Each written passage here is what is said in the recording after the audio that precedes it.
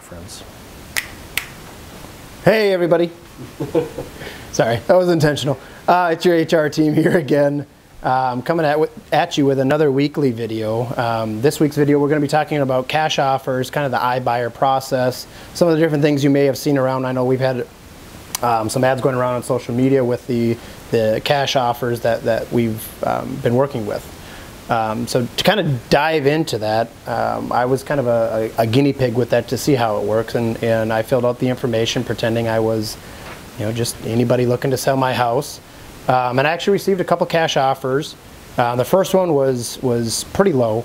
I don't remember the exact numbers, but it was in the neighborhood of about 100 grand less than what I thought I could get for it. A few weeks went by and I received a second cash offer that was very, very close. So I had recently refinanced my house, and throughout that process your house gets appraised. So I knew kind of what that appraisal was, and that appraised value came in maybe 2 weeks before I got the second cash offer. And there was maybe a 20 grand difference between my second cash offer and what the appraisal value was. So it was definitely a lot closer. And if I was in the mindset of I wanted to sell now and just keep things simple, fast, and easy, I probably would have jumped on that cash offer. So, good with the bad, you just got to understand what's my house worth. So in working with one of us, we kind of give you that base value of here's what you can expect. And, just because you receive that first cash offer, you don't have to accept it.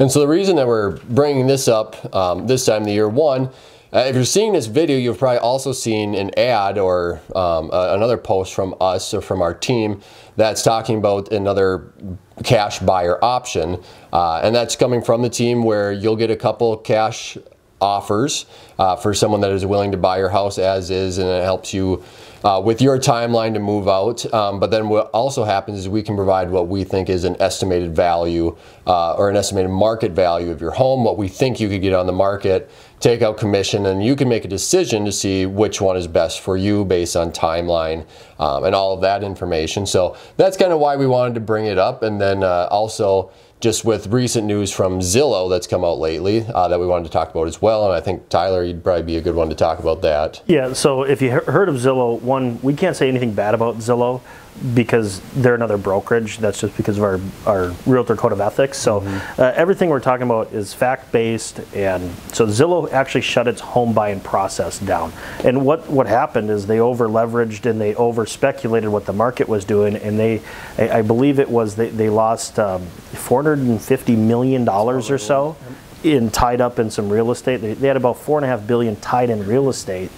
These are from an article that I had read. And they're sitting on them. So one, that's kind of what the new part about these cash buyers is. They're a little bit more timid now, but some of them are still willing to buy that.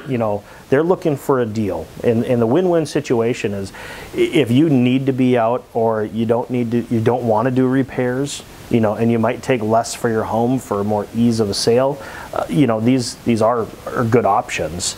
And that's why we partner with this company where we can get you those offers to see if it is a good fit. Again, some of them were drastically terrible offers, but it's got to be a win for them as well. And nobody took those terrible offers because I think people get a short sight of, oh, cash offer, that must mean good. We're going to take that way. Let's circumvent an agent and we're probably going to save money. Well, this gives you a direct side-by-side comparison of open market and then the cost analysis. How much money are you left over with?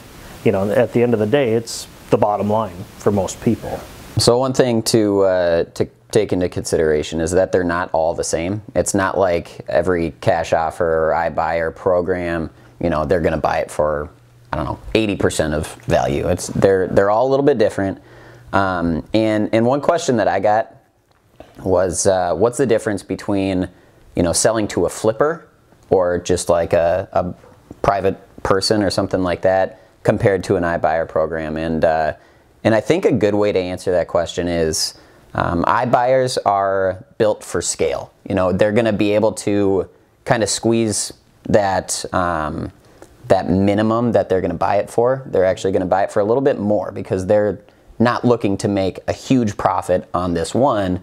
They're looking to make a little bit of a profit over thousands and thousands of homes across the country. Walmart. Right. So you're going to be, you're probably going to be getting a better deal, you know, through a program like that if you need to sell right now for that reason than you are to sell to an individual flipper or something like that. And so one of the prime examples, I actually just got this in the mail from Open Door. I'll put it on the screen so you can see it a lot bigger. But what they did was they took the information from my home when I had purchased it, and then made an offer. And it is around, I would guess, $75,000 to $130,000 short of what I would expect to get. And I will ease that a little bit by saying they're taking the information from when I bought the home. That was with an unfinished basement, 1 less bedroom, but they still didn't have the correct information, because when we bought there were 2.5 baths and they have it as a 1.5 bath home.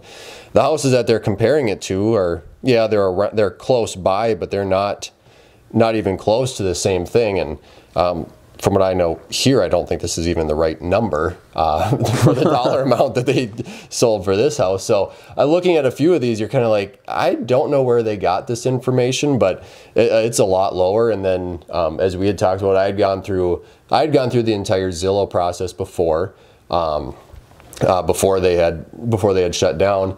And it was one of those processes where they came out and they actually got all the information on the home. And they gave what I would say is it would be hard to call it a competitive offer, but it was a lot better than this. And so it's just kind of interesting to see what these different companies will bring forth and what they're basing their information off of. So maybe if you're selling to an iBuyer program, make sure that they come out, or just make sure that all the information is accurate. Correct. Yes. Now, I'll give them credit, a caveat. They had a good friend.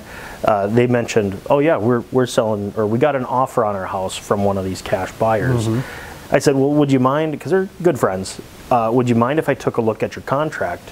It was a great, clean offer, and I told them, you should take this offer. I don't think we can do much better on the open market, and you already have it now. You should take this offer. And they did, and it worked out perfectly for them. So again, they're not all bad. There are some success stories.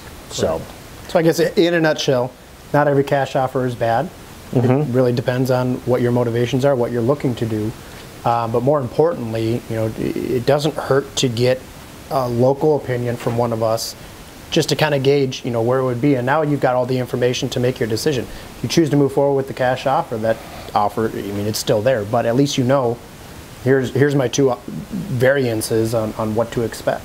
yeah, yep. And they're non-committal offers. They're legitimate offers. Correct. But you don't have to act on them. You don't have to do anything like that. And it gives you options. And information options are never a bad thing. Correct. All right, well, I think that's everything that we had for today. If you want to learn more information, talk to any of us, go to www.workwithhrteam.com. Checking out here today, I'm Eric. I'm Tom. I'm Jeremy. And I'm Tyler.